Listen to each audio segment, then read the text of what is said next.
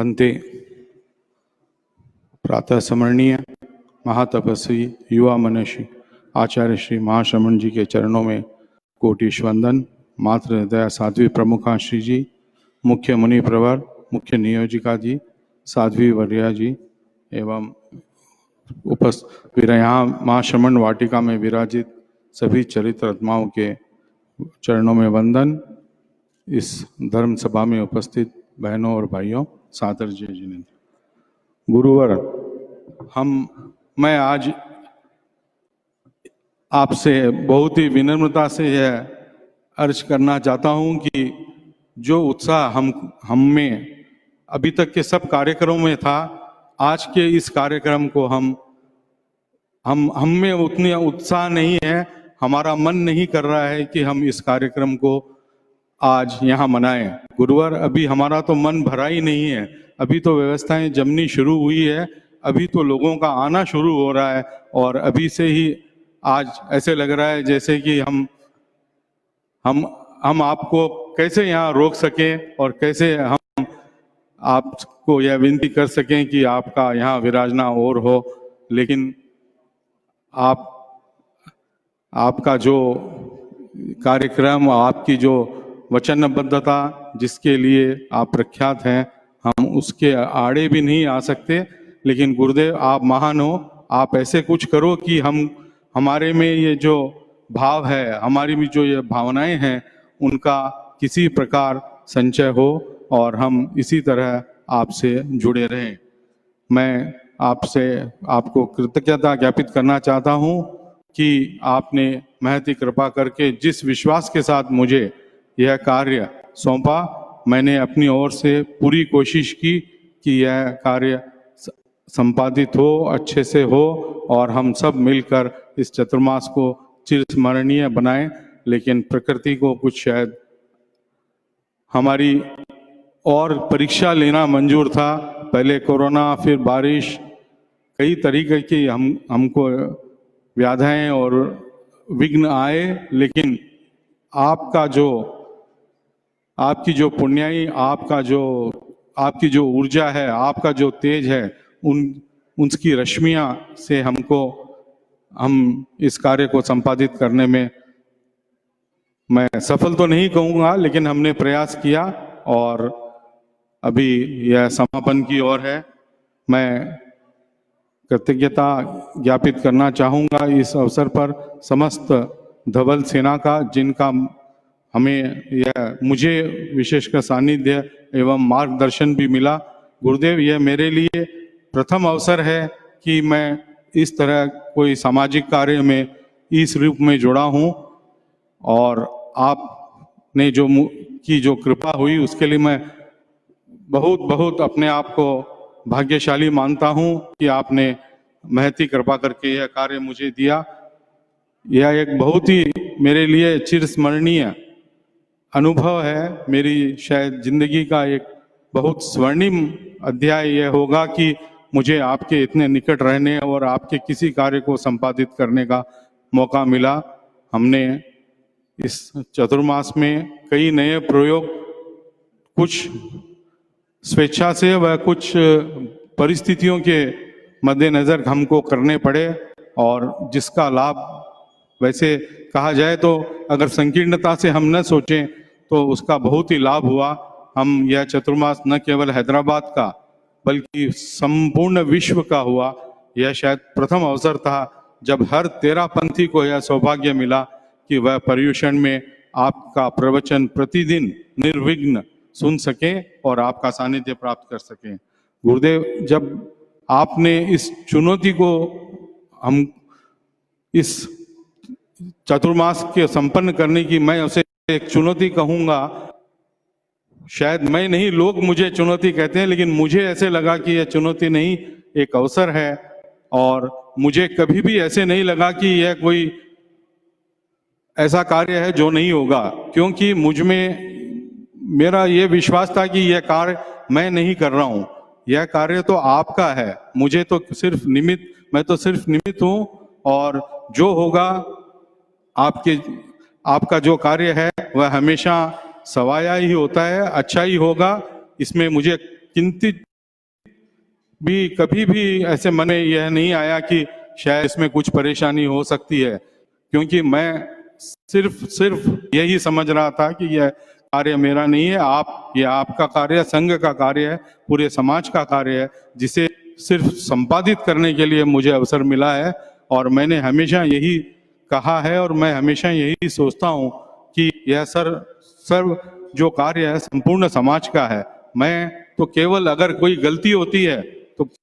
अगर कोई त्रुटि रही है तो उसके लिए मैं जिम्मेदार हूँ, और जो हुआ है हम सब ने, समस्त पूरे समाज और जो व्यवस्था समिति की हमने एक बहुत बड़ी टीम बनाई, उन सब का यह सहयोग, विशेषकर मेरे महामंत्री, कर्मठ महामंत्री मनोज जी एवं वरिष्ठ उपाध्यक्ष अशोक जी, कोषाध्यक्ष प्रेम जी, मंत्री दोनों नवीन, पीयूष जी, ऐसे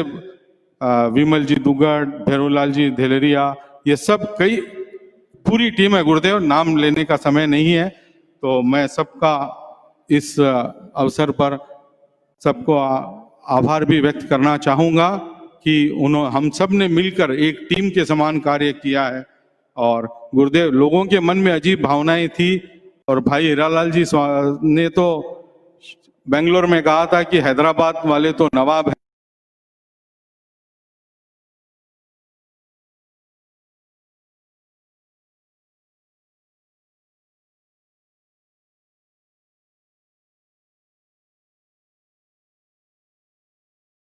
क्या सोचते हैं चतुर्मास को संपादित करने में, इस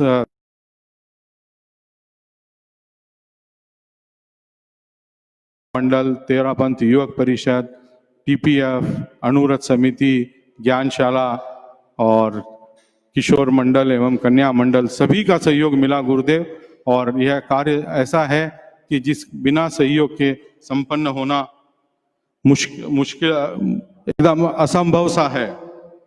मैं कृतज्ञता ज्ञापित करना चाहूँगा इस अवसर पर अपने परिवार के प्रति भी, कि जिनका मुझे इस कार्य को संपादित करने में संपूर्ण सहयोग मिला। तो अब मैं अपनी धर्मपत्नी एवं मेरे दोनों लड़के और दोनों बहुओं का और बाकी सब परिवार का भी कृतज्ञता ज्ञापन करता हूँ। और इस चातुर्मास की, जैसे आपने कल फरमाया कि हमको समीक्षा करनी चाहिए, उसका विश्लेषण करना चाहिए कि हमको इसका कितना लाभ मिला, तो गुरुदेव मुझे लगता है कि इस चतुर्मास का चाहे भीड़ के रूप में लाभ न मिला हो, लेकिन सभी चरित्रात्माओं को अपने अध्ययन और आगमों का जो चलता था, और जो 25 बोल की, विशेषकर 25 बोल की जो क्लास हमेशा सायंकाल आपके सानिध्य में होती थी, वह अपने आप में एक विलक्षण रूप दिखाता था कि किस तरह आप सबको साथ लेकर, और हर छोटे से लेकर बड़े से बड़े संत को, सबको आप जिस तरीके से आपने अपना वात्सल्य दिया और मौका दिया, वह अपने आप में विलक्षण है और कुछ सीखने लायक है। गुरुदेव, मैं एक और निवेदन करना चाहूँगा कि इस चतुर्मास काल में आपके इतने नज़दीक रहकर मुझे यह भी सीखने को मिला कि आपका जो मैनेजमेंट का जो तरीका है गुरुदेव, वह अपने आप में विलक्षण है, बहुत ही अनुपम है, और हम सबको अपने जीवन के हर क्षेत्र में इसका हम उपयोग कर सकते हैं, चाहे वह व्यवसाय हो, चाहे वह घर चलाने की प्रक्रिया हो, या चाहे समाज में हमको कार्य करना हो। आप जिस तरीके से सबका साथ लेकर और जिस तरीके से आप सब कार्यों को, सब जिस अलग अलग लोग संतों को डेलीगेट करते हैं या साध्वियों को, वह अपने आप में हमको सीखने लायक चीज है। तो मैं इस चतुर्मास में मैं यह समझता हूँ कि चरित्र आत्माओं के अलावा जिन लोगों ने हमारे, विशेषकर हैदराबाद का जो तेरापंथ समाज है, वह भी काफी लाभान्वित हुआ। उनको कई चीजें सीखने को मिली। अगर भीड़ भाड़ ज्यादा होती है तो साधु संतों के लिए थोड़ा सबको समय दे पाना मुश्किल होता है, लेकिन इस कोरोना काल के कारण जब भीड़ कम है तो हम लोग को, हैदराबाद के समाज को बहुत ही लाभ मिला, तो हम उसके लिए आभारी है।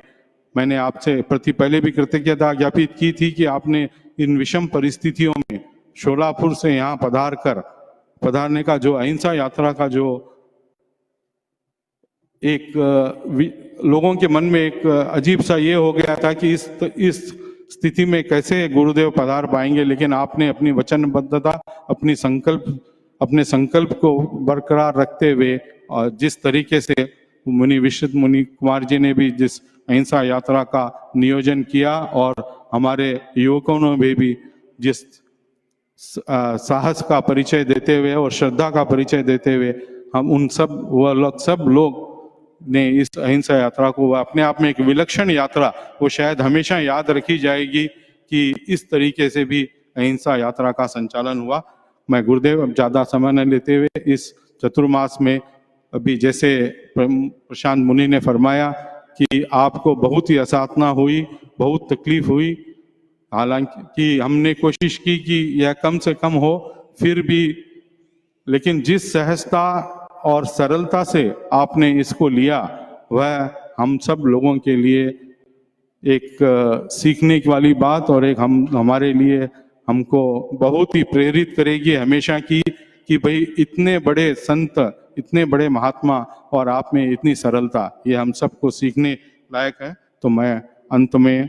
हालांकि मन नहीं करता है,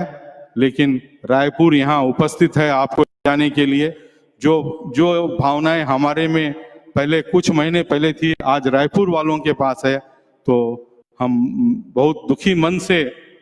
यह आप लोगों को आगे का कार्य संभालेंगे, दायित्व